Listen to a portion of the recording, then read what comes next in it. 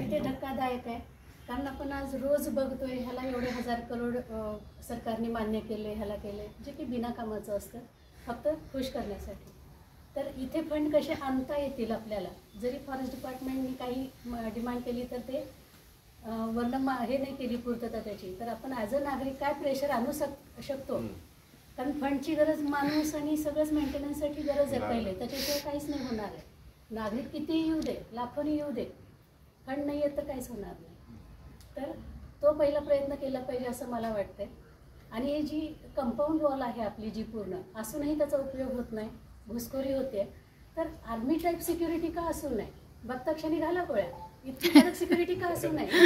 हा थट्टेचा विषय वाटतो, पण म्हणायचा उद्देश त्याच्या मागचा की इथं 4 पोलीस पण ठेवूया ना आपण, पोलीस तैनात करूया. मोठमोठ्या राजकीय कार्यक्रमाला फौजच्या फौज असते, रस्ते बंद केले जातात, पूर्ण पोलीस फौज तिकडे डायव्हर्ट केली जाते, तिकडे केली जाते. तर मग इथे हे जे जीवनावश्यक आहे, जगण्यासाठी आवश्यक आहे, टेकडी आहे, झाडं आहेत, पर्यावरण आहे, तर मग याच्यासाठी का असू नये ती सिक्युरिटी. बरोबर.